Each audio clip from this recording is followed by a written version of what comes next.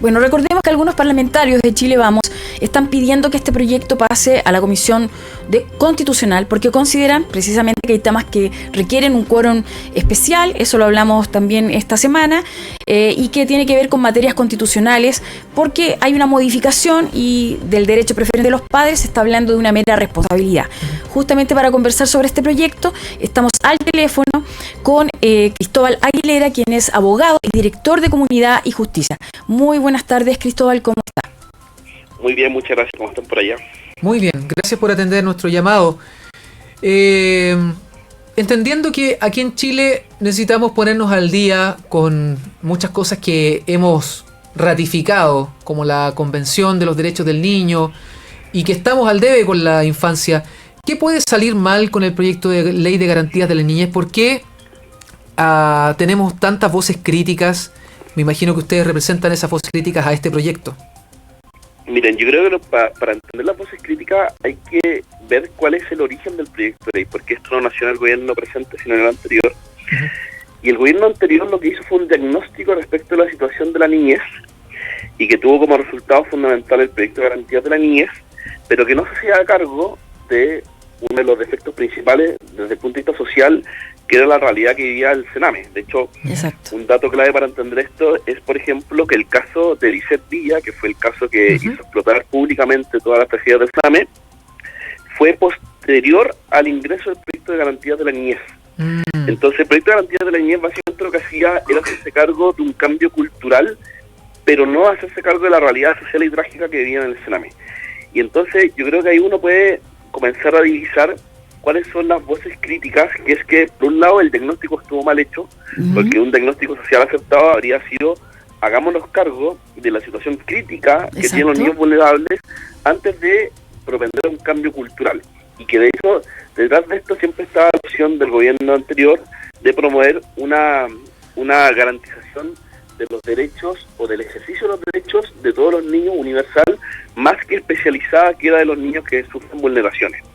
Yo creo que ahí uno puede advertir primeramente un error que se expresa en las críticas que se han formulado ya constantemente desde su ingreso. Pero la segunda crítica, que me parece que es más importante todavía, es que este proyecto pretendió un cambio cultural en el sentido de, por así decir, empoderar a los niños en las decisiones Claro. cuando eventualmente pudiera haber algún conflicto con los padres.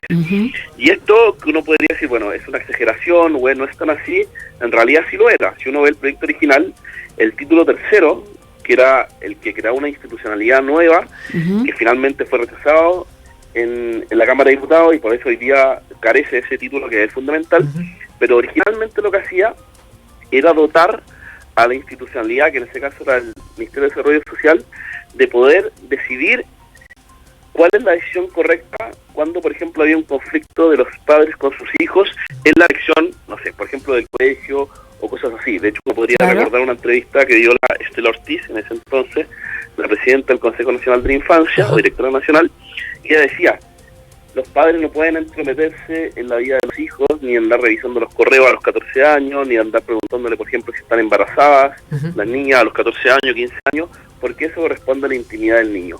Y si es que los padres se entrometen, bueno, ahí el Estado tiene que entrar a garantizar el ejercicio. Es decir, asumía una posición dialéctica de la relación filial, cuya solución era ingresar el Estado a esa relación, lo cual me parece a mí que la arruina, pero eso es básicamente lo que subyace al proyecto, y por eso las voces críticas fundamentales, porque obviamente eso impone una noción antropológica que es muy distinta a la que al menos la legislación había siempre conducido la relación de los padres con los hijos y la familia en general.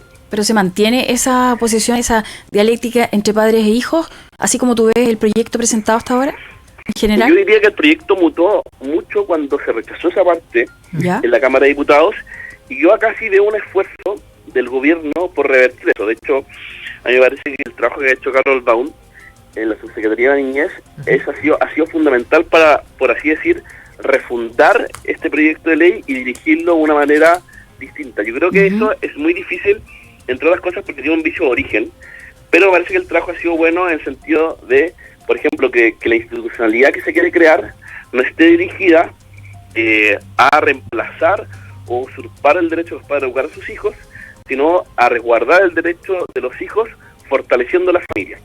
y que creo yo que eso ha sido un punto a favor, pero también uno podría decir, igual el proyecto sigue con un vicio de origen, el título primero y segundo está empapado de esa lógica, y me parece que va a ser muy difícil sacarla, porque ese es el proyecto de ley.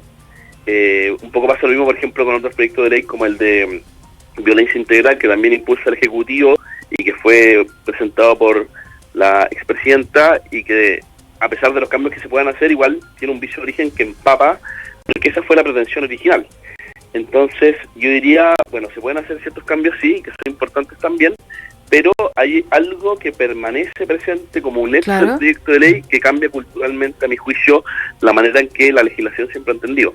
Porque recordemos hoy día que nuestra legislación sí protege eso. O sea, ¿pero sería inconstitucional entonces, como lo dicen algunos parlamentarios, o no?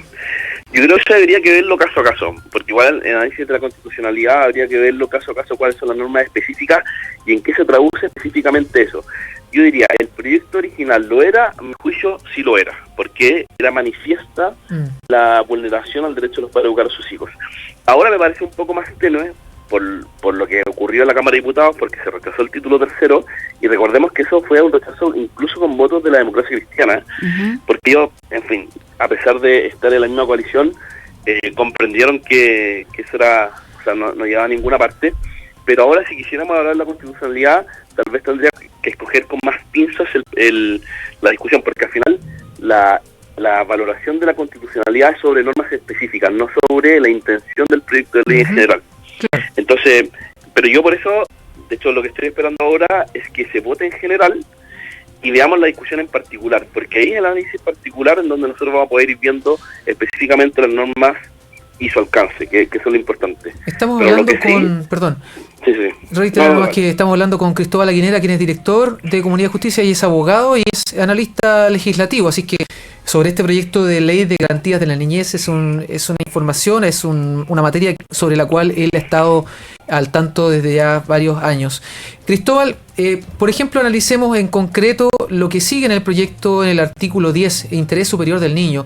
Y el interés superior del niño, al parecer en el proyecto, tendría que ver con que él pueda ir desarrollando su autonomía progresiva, que pueda ir ejerciendo sus derechos. De hecho, pone sobre la autoridad administrativa, y esto lo hemos visto con varias personas con las cuales hemos conversado. Una autoridad administrativa puede ser un funcionario de gobierno, o sobre una autoridad judicial, es decir, un juez, para considerar elementos, entre ellos los derechos actuales del niño, o futuros, dice, y la opinión del niño, donde pone al mismo nivel la opinión también de los padres. ¿Hay alguna forma de subsanar eso en virtud de las convicciones que muchos padres cristianos y conservadores tienen? Sí, yo diría que eso es una manifestación del etos fundamental del proyecto de ley, que parece que ahí se refleja muy bien porque justamente apunta hacia eso. Yo diría eso es, por así decirlo, puede sonar un poco como de fracaso, pero en algún sentido eso es poco mejorable, porque eso es el núcleo del proyecto de ley. Claro. ¿Y por qué lo digo? Porque al final, acá igual hay que entender algo, porque la Convención de los Derechos del Niño incorpora en algún sentido la autonomía progresiva, uno dice, la incorpora. Nuestra legislación nacional, por ejemplo, el Código Civil, ¿incorpora en algún sentido la autonomía progresiva? Sí la incorpora.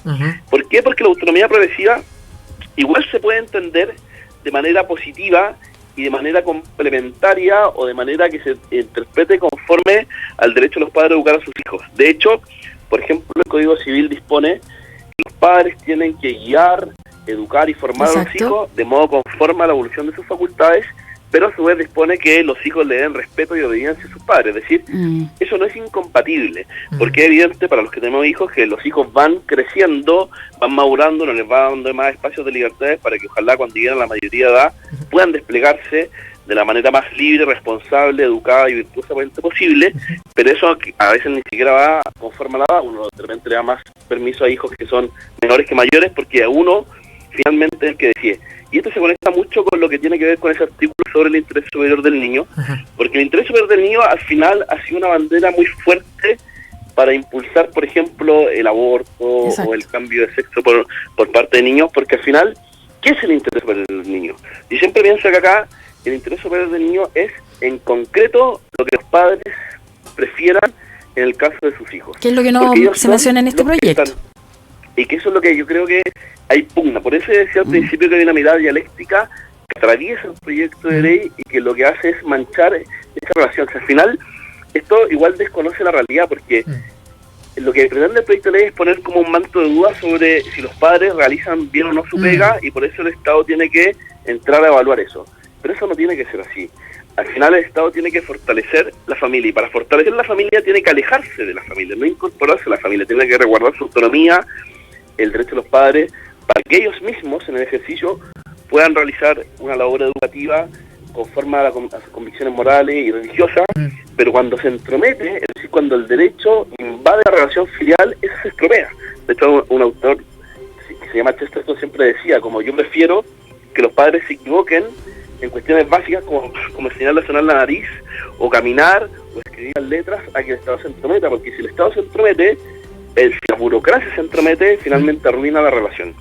Cristóbal, una consulta, solamente para ir concluyendo, ¿cuáles serían las modificaciones que ustedes como organización, como centro de pensamiento, proponen para este proyecto? ¿Cuál sería el ideal? Sí, nosotros por ahora no estamos viendo indicaciones en particular porque estamos en la discusión en general, pero básicamente lo que estamos proponiendo es, yo diría dos cosas. Lo primero es que en toda la fundamentación, por así decir, de principio y garantía que están en los primeros títulos del proyecto de ley, ahí tiene que haber un cambio radical, entonces donde se enfoque fundamentalmente en el resguardo de los niños a través del resguardo y fortalecimiento de la familia. Eso implica un cambio radical en el sentido del proyecto de ley. Y lo segundo es que si se va a crear una institucionalidad para poder aproximarse a los niños por parte del Estado, que eso sea siempre fortaleciendo, que un poco la lógica venía hablando, a las familias. Es decir, nosotros no apoyamos directamente como Estado a los niños, sino que apoyamos a los padres para que hagan bien su tarea. Pero los apoyamos en cuanto a que son padres, no en cuanto a que son eventuales vulneradores de los derechos de los niños, o en cuanto a que se puedan oponer, sino que los apoyamos para que ellos realicen su labor. Que finalmente el Estado no puede usurpar esa labor. Que eso es imposible usurpar. Sí, queremos agradecerte, Cristóbal Aguilera, director de Comunidad de Justicia, miembro del directorio, abogado. Muchas gracias por tu intervención y aclararnos también el punto desde lo legal. ¿Eh? Que esté muy bien, Dios te bendiga. Dios te bendiga. Sí, bueno, interesante el tema porque nos aclara varios puntos importantes y sigue la pugna, que es el temor de algunos. ¿Los niños son del Estado o son de los padres? Claro, ¿de qué son? ¿Son miembros de una familia o son ciudadanos del Estado? Exacto. Ahí está la cosa.